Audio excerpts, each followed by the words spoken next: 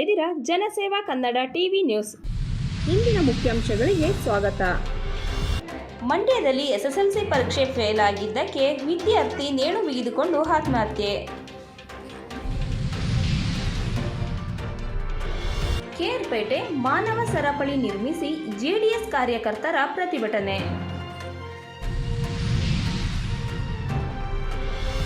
ಮಂಡ್ಯದಲ್ಲಿ 85 ಎಕರೆ ಒತ್ತುವರಿ ತೆರವುಗೊಳಿಸಲು ಜಿಲ್ಲಾಧಿಕಾರಿಗಳ ಸೂಚನೆ.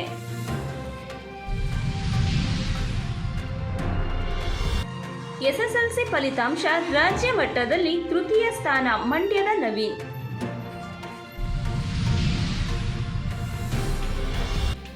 ಆತ್ಮಹತ್ಯೆ ಪರಿಹಾರವಲ್ಲ, ಅಂಕಗಳಿಕೆಯ ಶಿಕ್ಷಣಕ್ಕಿಂತ ಬದುಕಿನ ಶಿಕ್ಷಣವೇ ಮುಖ್ಯ.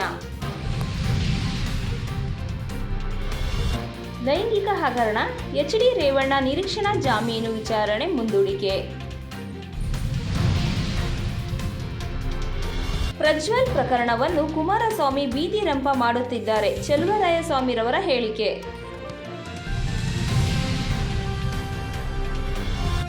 ಮತ ಚಲಾವಣೆ ಅಂಕಿಅಂಶ ಶೀಘ್ರ ಪ್ರಕಟಿಸಲು ಚುನಾವಣಾ ಆಯೋಗಕ್ಕೆ ಇಂಡಿಯಾ ಒಕ್ಕೂಟ ಒತ್ತಾಯ.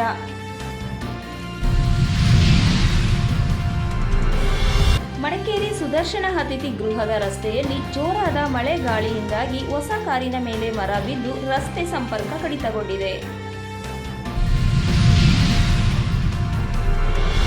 ಕೂಡ್ಲೂರು ಪ್ರೌಢಶಾಲೆಗೆ 100% ಫಲಿತಾಂಶ. ಕುಶಾಲನಗರ ತಾಲೂಕಿನ ಕೂಡಮಂಗಳೂರು ಸರ್ಕಾರಿ ಪ್ರೌಢಶಾಲೆಗೆ 100% ಫಲಿತಾಂಶ ಲಭಿಸಿದೆ.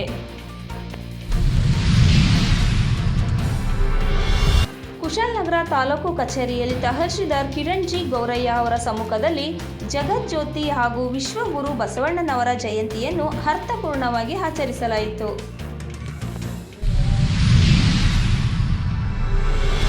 ಕೊಡಗಿನಲ್ಲಿ ನಡೆದ ವಿದ್ಯಾರ್ಥಿನಿ ಹತ್ಯೆ ಪ್ರಕರಣ ನಿಶ್ಚಿತಾರ್ಥ ಮುರಿದಿದ್ದಕ್ಕೆ ಬಾಲಕಿಯ ರುಂಡವನ್ನು ಕಡೆದು ದುಷ್ಕರ್ಮಿ ಪ್ರಕಾಶ್ ರುಂಡದೊಂದಿಗೆ ಪರಾರಿ. ಕುಶಾಲನಗರ ತಾಲೂಕಿನ ಫಾತಿಮಾ ಕಾನ್ವೆಂಟ್ ಪ್ರೌಢಶಾಲೆಯ ಎಸ್ಎಸ್ಎಲ್ಸಿ ಪರೀಕ್ಷೆಯಲ್ಲಿ ವಿದ್ಯಾರ್ಥಿಗಳು ಉತ್ತಮ ಫಲಿತಾಂಶ ಪಡೆದು ಶಾಲೆಗೆ ಹಾಗೂ ಶಿಕ್ಷಕರಿಗೆ ಕೀರ್ತಿ ತಂದಿದ್ದಾರೆ.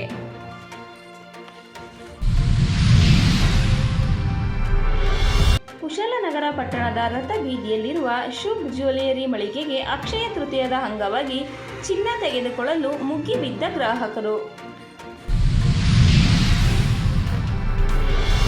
ಕೇರ್ಪೇಟೆ ಕಿಕ್ಕೇರಿ ಗ್ರಾಮ ಪಂಚಾಯಿತಿ ನೂತನ ಅಧ್ಯಕ್ಷರಾಗಿ ಸೊಳ್ಳೆಪುರ ಬಾಲಕೃಷ್ಣರವರು ಅವಿರೋಧವಾಗಿ ಆಯ್ಕೆಯಾಗಿದ್ದಾರೆ.